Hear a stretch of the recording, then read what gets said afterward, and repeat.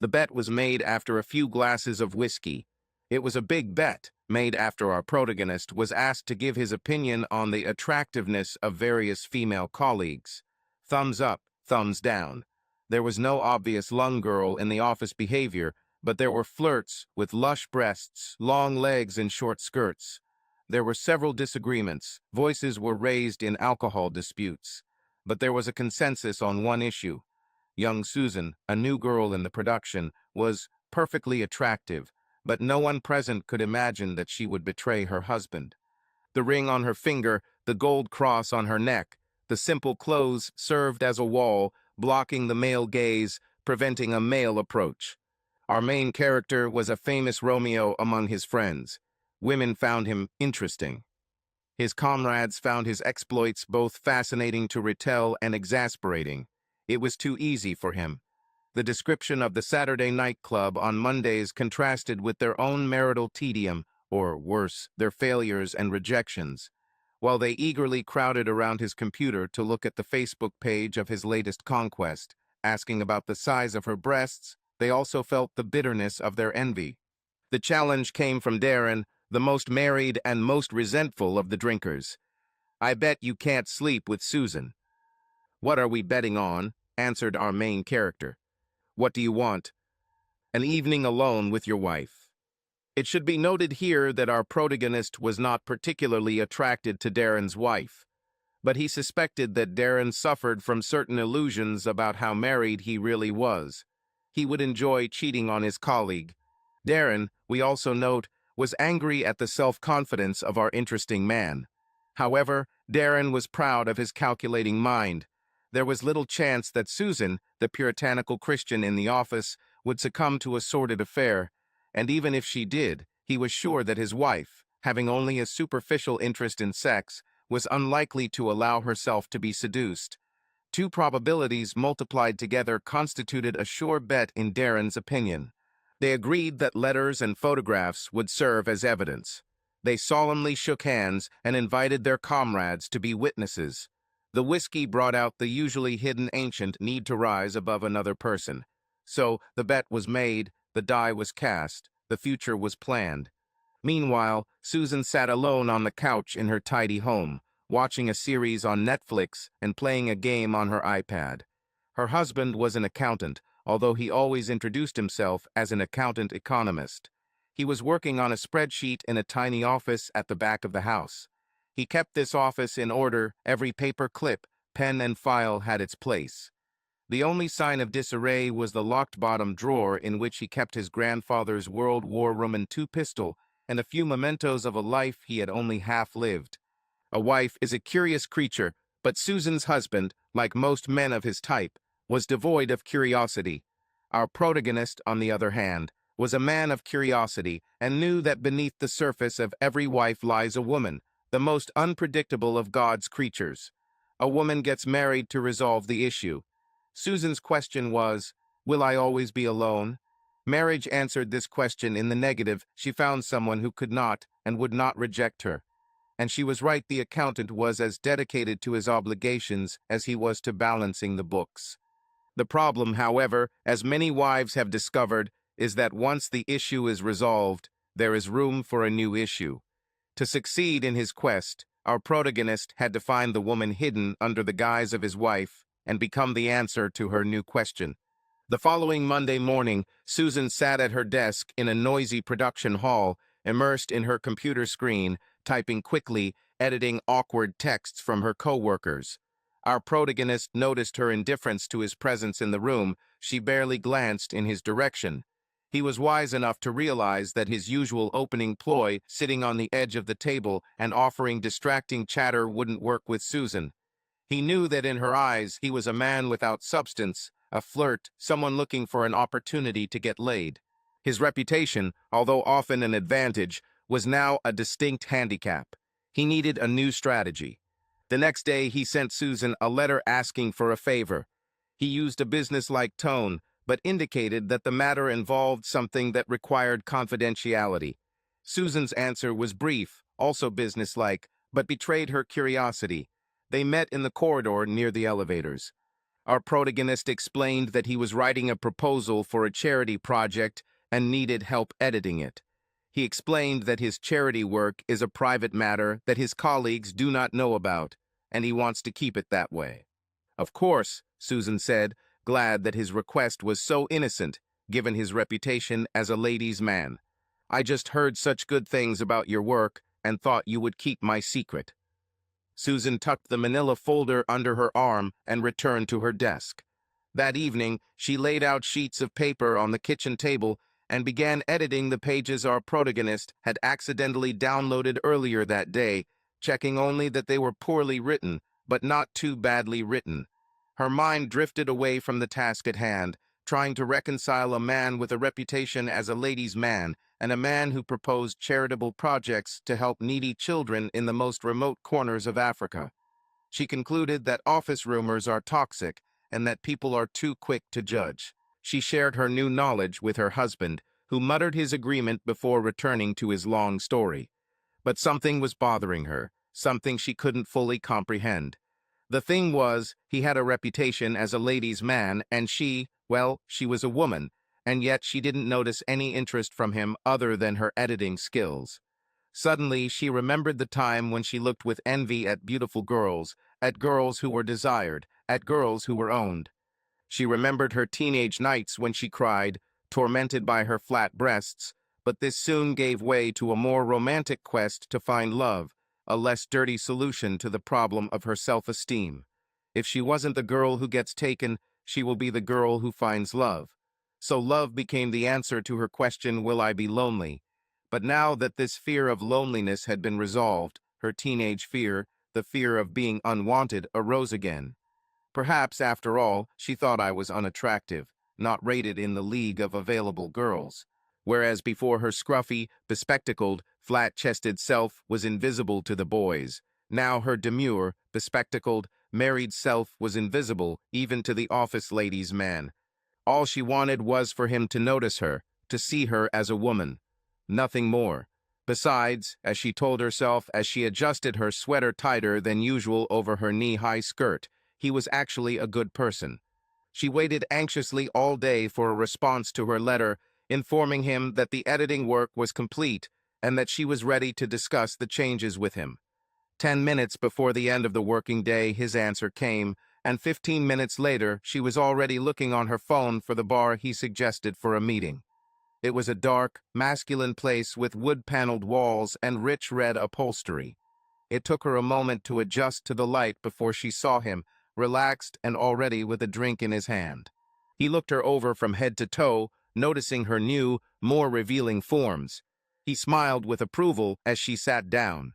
He nodded to the bartender, and a few minutes later she was served a cocktail. I thought we were going to work, she said, taking her first sip. We're working, he said with a boyish smile.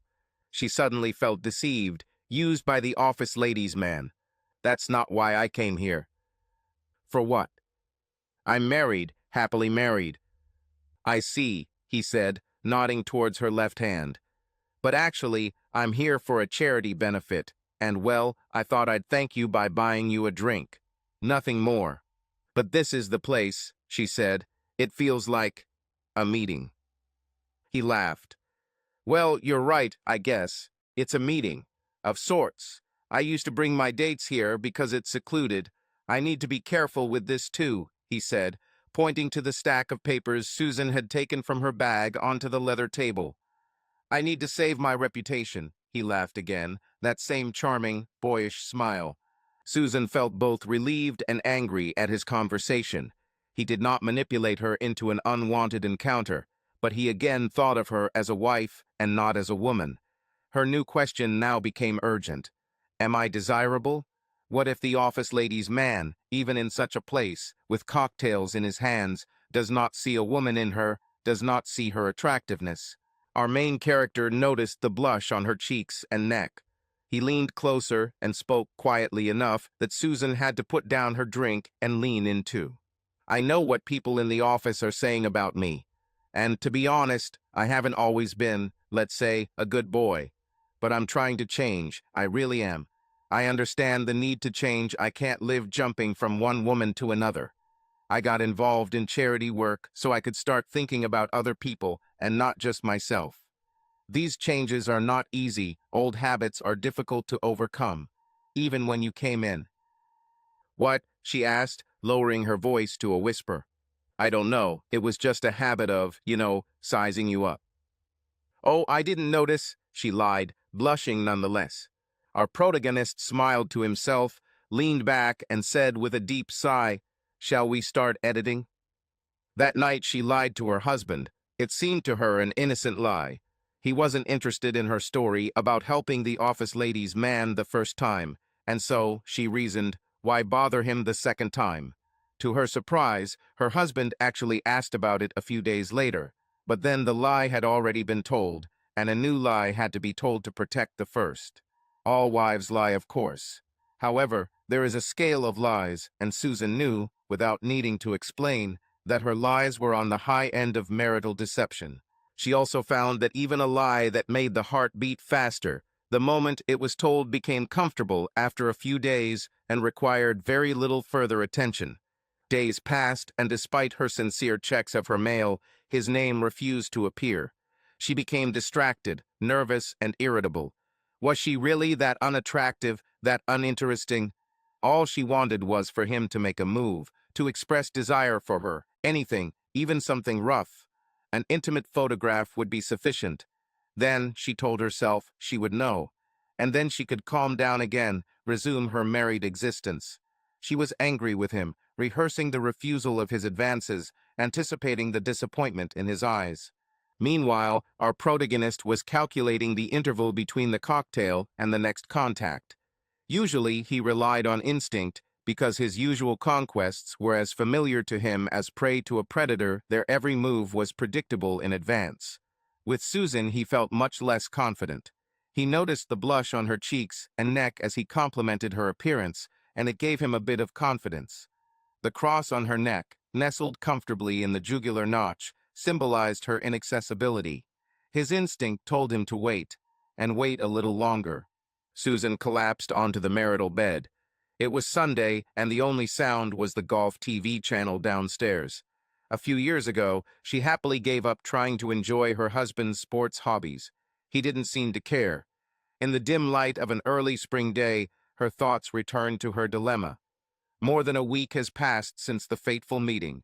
Several times on Friday, she typed a message asking about a charity project, but as innocent as it sounded, she knew how he would take it. She wanted to be desired, not to humiliate herself by seeking attention. She would be as useless as the other women he used. Dignity, she whispered to herself. She was not going to sacrifice her dignity. Her thoughts wandered, but always returned to him. The women he slept with, women without dignity, who could not resist his stupid charm and feigned boyish nature. She assumed that sex with these women was erotic and played with these images in her mind, imagining him using these women like a stallion in a dirty movie, going from one to the other, endlessly horny, thrusting, grabbing, spanking, biting again and again. Bitches, that's what they were. Bitches. When she heard her husband making noise in the kitchen, she quickly buttoned up her jeans. Her breathing gradually calmed down, but a bright red blush remained on her chest and neck. Her husband called her from the stairs, asking if she wanted coffee.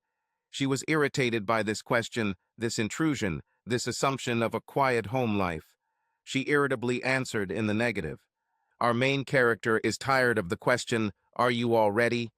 and hidden blame for failure. He hated to see Darren smirk as he passed him in the hallway. The worst were self-recriminations. He should have written the letter sooner. He should have made the move at the bar. But he kept coming back to the same argument. She was like a young doe, curious but ready to sneak away at any moment. Patience on the trigger, slow breathing, and a steady hand were the only options. To take his mind off her, he went to a club on the outskirts of the city. It was located in an abandoned factory, its bustle and work long ago transferred to a country with better weather and cheaper labor. He felt his age as he entered the huge hall, stripped to its beams, bare bricks, and useless pipes. For him, this place had the ambience of a slaughterhouse, but there were usually many women and often desperate ones. He didn't want to strain himself too much. He wasn't in the mood for this. He took a seat at the bar, where he could observe the dance floor and the makeshift booths around it. He sought out groups of women, groups of 3 and 5, often offering the best prospects, a birthday party, an engagement party, a meeting of old friends. There was always one left behind, not dancing, not crying in the comfort of a friend, someone lonely and jealous of the success and company of others. His prey crossed his line of sight, a clumsy girl, unsure of herself and a little drunk. She walked up to the crowded bar, trying, unsuccessfully, to get the attention of the busy bartender. Our main character smiled and beckoned to her, giving her a seat at the bar. She silently thanked him and placed herself between him and the bar. She was so close that he could smell her scent. He looked at her bare shoulder, noticing the faint brown freckles on her pale skin. She seemed fragile, vulnerable. The bartender still ignored her, serving only the loudest and tallest. "Let me buy you a drink," he said, moving his mouth close to her ear. "It's okay," she said, a faint smile appearing on her face. He leaned over her, touching her, and caught the bartender's attention. Soon she had a plastic glass with vodka, Red Bull, and ice in her hands. He led her through the crowd to a quieter area near the restrooms. Quickly, he established her position. Her friends were busy, and she was alone. She was studying for an associate's degree and working part-time. She wanted to become a cosmetologist. Her name was Autumn. She leaned against the wall as she told her story, her smile less intense, her gray-green eyes clouded from the alcohol she had drunk. He freed her from the awkwardness of loneliness, the shame of an unattached, lonely woman. The blaring music began to irritate him. He wasn't interested enough to maintain a feign of interest in Autumn's conversation. He pulled the trigger. It was too early, he knew, to make a move. But even so, he placed a hand on her thigh as he leaned in to better hear her tale of humble ambition. The risk of an early shot paid off, and he tightened his grip on her. She was easy to read now. She wanted a story she could tell her friends. She needed to get involved, be adventurous for once. The rest will be easy. He pushed her into the men's restroom stall and slammed the flimsy metal lock shut. He saw that she was very drunk. Her eyes were cloudy. Her mouth was relaxed. She sat on the closed toilet lid while he unbuttoned his pants. There were sounds of men urinating and talking all around as the door opened and closed, releasing pounding music into the echoing toilet. At his eye level was an advertisement for the theme night, showing 2 girls, arms linked, smiling, entering a brightly lit foyer. He thought the brunette was his type. There was a hint of intelligence in her eyes, perhaps a knowing smile on her lips. They had sex. He introduced Susan here. He buttoned his pants and waited for her to clean up before leaving the stall. He protected her by walking her back to the dance floor and her friends. As a gift, he waited with her for a few minutes so that her achievement would be confirmed by his presence. Then he left. In the dim light of the marital bedroom, Susan reached for her phone. Her husband lay motionless next to her, making his usual, quiet snoring. As this became her new habit, she checked her email first, her heart ready to be disappointed. Instead, his name, in bold, waited patiently at the top of the list of mundane work and family letters. She noticed that the letter was sent in the early hours of the morning. She could see the first few words. "Dear Susan, I would like." She looked at the unopened letter. What did he want? Did he want her? Did you want her? She wondered about his desires and whether she could satisfy them. The husband, who was just a lump in the bed, stirred in his sleep, irritating her by returning to reality. She carefully got out of bed, trying not to wake him. Like a thief, she silently closed the bedroom door and crept into the second bathroom. She sat on the edge of the bathtub, her finger hovering over our protagonist's bold name. He lay cursing the noisy disturbance that had jerked him out of his restless sleep. Crows called to each other from the treetops level with his windows in an apartment building on the other side of town from Susan. For a moment he thought it was Susan in the toilet stall, as his first thoughts were of her and his conquest the night before. But the persistent cawing of crows helped him finally wake up and untie his previously mixed thoughts. He had already forgotten the name of the girl from the toilet. However, he remembered his later letter to Susan and, feeling inexplicably nervous, fumbled for the phone. The dim light of the screen showed him a letter from Darren. He opened it, expecting its contents, but underestimating his negative reaction. Darren told him that the bet was over, that he had lost. Darren continued that he was a pathetic loser and that no one would believe his Valentino talk anymore. Our protagonist could almost see Darren's full, evil face as he wrote those pitiful words. Normally, he wouldn't have noticed, seeing it as further evidence of Darren's petty, evil nature. However, self-doubt, an unfamiliar feeling, grew until he threw the phone away. This feeling, however, followed him into the kitchen where he was preparing coffee. He was forced to reflect on his feeling that he was too old to be in the club, that he did not fit in with the crowd of young people swirling around him. He returned with the coffee to the small bedroom, opening the curtains into the gray Sunday morning. Unable to shake the feeling Darren's letter gave him, he promised himself to get his bike out of storage and start riding again. He was also planning to return to the gym. He wasn't too old. He's just neglected himself lately, too much time at work and too much time with jerks like Darren. The phone vibrated, and he saw that Susan had answered. Susan pondered the meaning of his letter. He wanted to meet her for drinks to thank her for her work on a charity project. He added a winking emoji. There was nothing indecent in the letter except that wink. But at first she rejected its implications. She reasoned that it would just be a courtesy to thank her, nothing more. He probably put off writing the letter to avoid the hassle of thanking him. But he didn't need to ask her out for a drink. If it were true, a simple thank you would have been enough. Perhaps he felt guilty for taking so long to respond and decided that he should at least offer a drink. But then there was a wink. The wink meant something, she was sure. She composed several replies, deleting each one in turn. Finally, she wrote, "You went to bed late last night." A minute later, the chat opened, and he replied, "I went dancing with friends," he lied. "Oh, that's great. I haven't danced for a long time," she replied. "Every girl deserves to dance." She smiled at his description of her as a girl. "It's a pity that this is not so." "I would take you dancing," he replied. "Actually, I was thinking about you last night." "Is it true?" "Yes, your cute face popped into my thoughts." "Ah, now you're kidding me." "No, seriously, I thought I would really like you to be there." "You know I can't," she wrote. There was a long pause. She sat on the edge of the bathtub in the silence of the house, staring at the screen. Doubt crept into her thoughts again. Why would he be interested in someone who couldn't even go dancing? She imagined him in an elegant cabaret dance club, laughing at a table, surrounded by beautiful people. She felt the familiar feeling of worthlessness. The screen lit up again. "What are you wearing?" "Just a t-shirt and underwear," she replied. "I just got up," she explained. "I'm sure you look damn sexy." Lol. "Seriously. Don't be funny, my hair is a mess and I don't have makeup." "Well, I wasn't thinking about your hair." "Oh, really?" "Yes." She paused again, unsure of what to say next. She listened to the silence of the house, her husband just a few meters away across the hallway. It was just a game. No one was harmed. "What were you thinking?" she asked. "Do you really want me to say?" "Yes." "Even if it's dirty?" "Yes." She saw what he was writing and felt her heart pounding.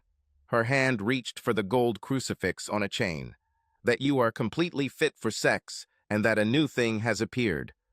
No one had ever spoken to her like that.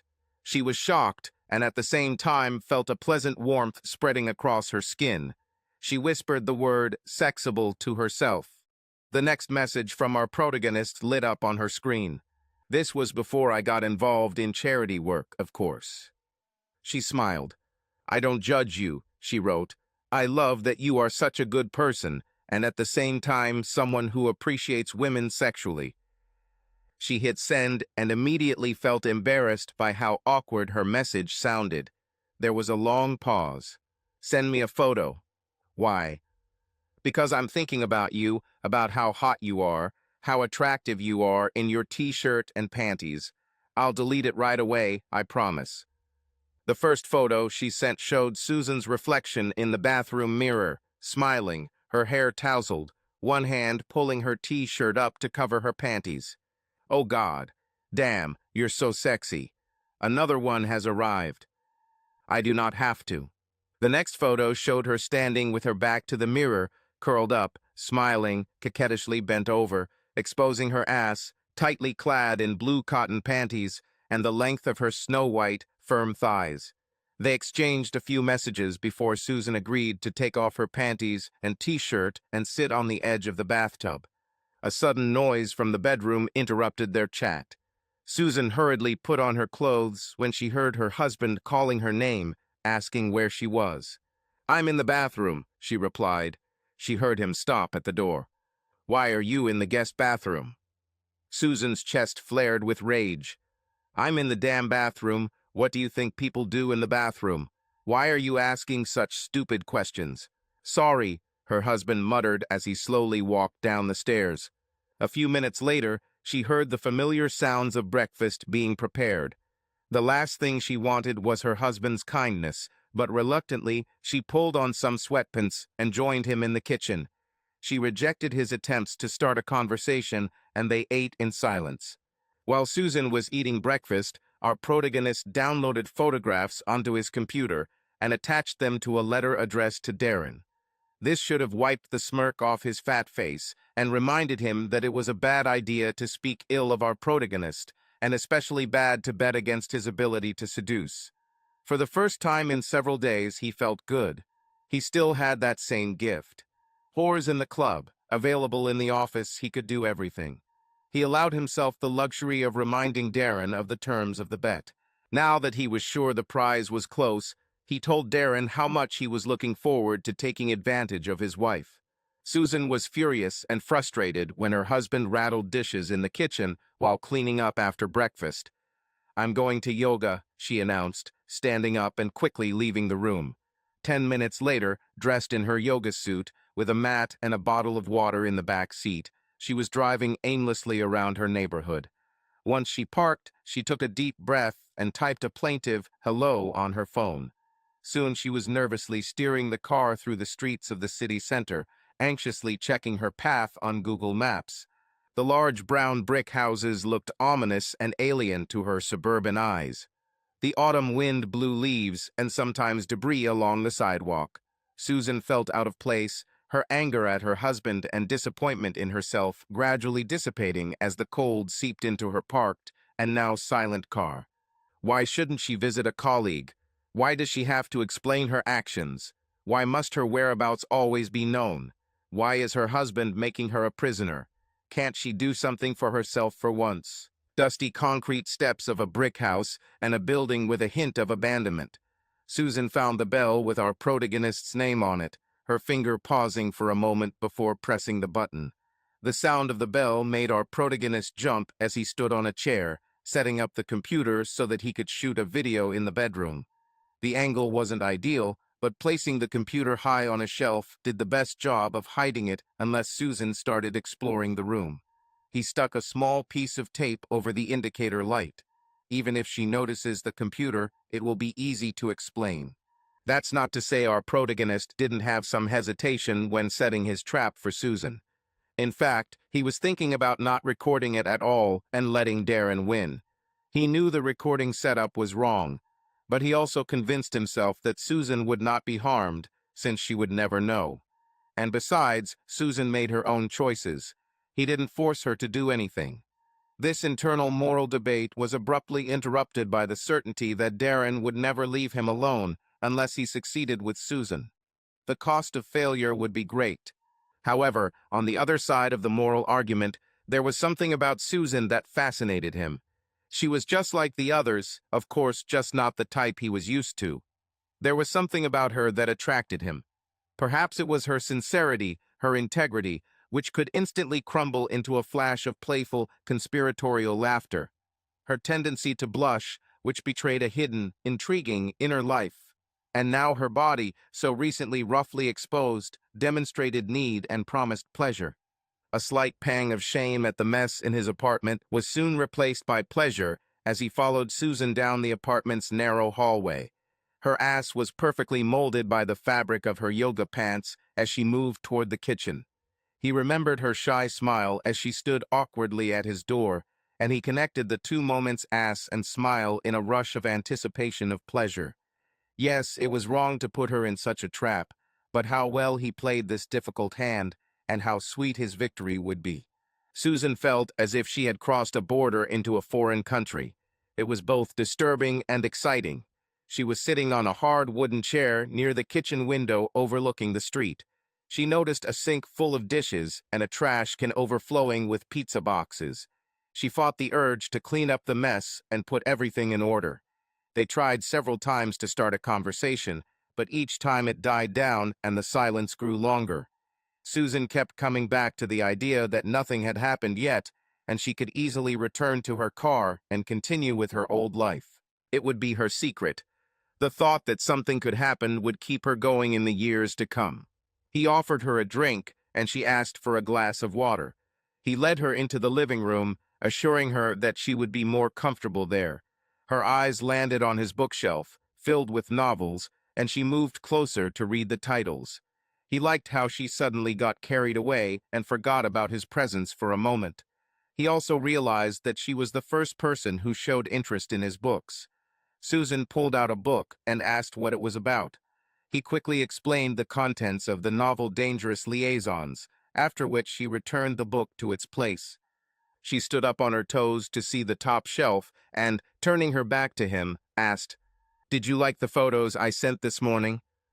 "I really liked them," he replied. "Is it true?" "Yes, it's true. I also like watching your movements and hearing your voice." "Do you like my yoga suit?" "He is perfect." "You are perfect."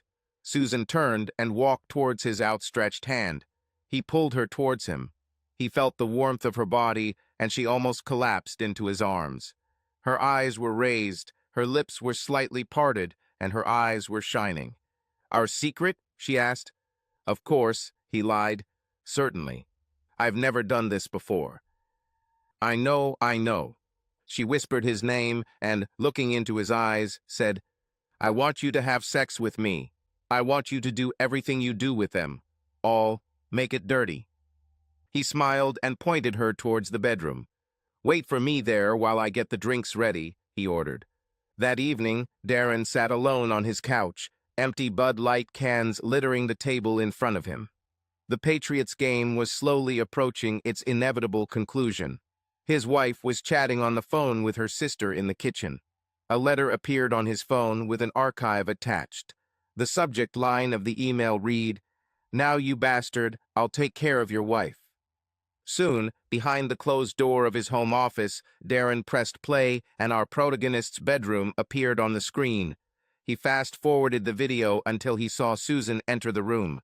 She undressed, pulling off her tight yoga suit, and, naked, fell face down on the bed. He watched them have sex.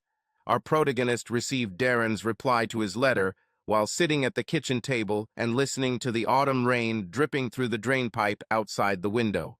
He had no particular desire to have Darren's wife, but he was also determined to get his winnings.